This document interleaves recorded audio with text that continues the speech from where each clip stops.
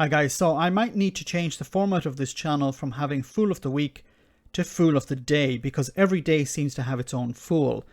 Now, you're going to hear from today's fool, who is the Paymaster General, Penny Mordaunt, who is responding to a question from a member of the SNP about trade. And Penny doesn't seem to remember what happened last year. Thank you, Mr. Speaker. But UK trade exports to the EU fell 23% in the first quarter of the year, compared to 0.8% to non-EU countries. It's clear to everyone that this is a consequence of the Tories' Brexit deal. Everyone, that is, except this government.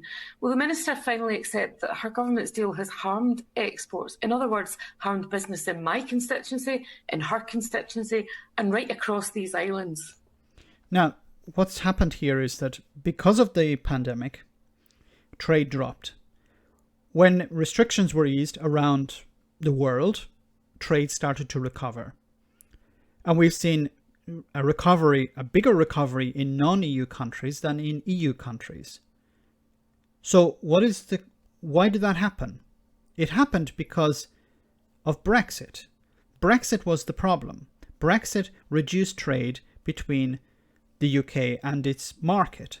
It became more difficult to export into the EU market. So trade with non-EU countries is returning to, it's attempting to return to normal levels, while trade with the EU is still way down because of Brexit. We're starting to see the real consequences of Brexit. But let's hear how Penny responded to this. I do not accept that. Businesses have had to contend with a huge amount, and they have done a tremendous job to get this far. There are remaining issues, but on the trade figures, as I said in my opening remarks, they have rebounded. They're actually above average levels compared to what they were in the beginning of last year. What? They've rebounded since last year. Yes, why have they rebounded since last year? Because last year there was a bloody pandemic. Does Penny not understand that? Does Penny not understand that there was a pandemic last year and we shouldn't be using last year's figures as a barometer? We shouldn't be comparing anything really with last year's figures, because last year was a special case. There was a pandemic. Trade with countries around the world dropped. So saying, look, trade is back up again compared to 2020. Yes, of course, because we're no longer dealing with the pandemic as we were dealing with it in the past, in the last 12 months. How did these people become ministers? How did these people become MPs? And what the Honourable Lady does not refer is the 63 trade deals that we have done elsewhere in the world. And you didn't do trade deals. These are rollover deals. What she's trying to do is she's trying to sell these as, look at all these wonderful trade deals that we have signed. They're rollover deals. They're not new trade deals. They're copy and paste deals that you had with the European, as a member of the European Union. How has that improved the situation?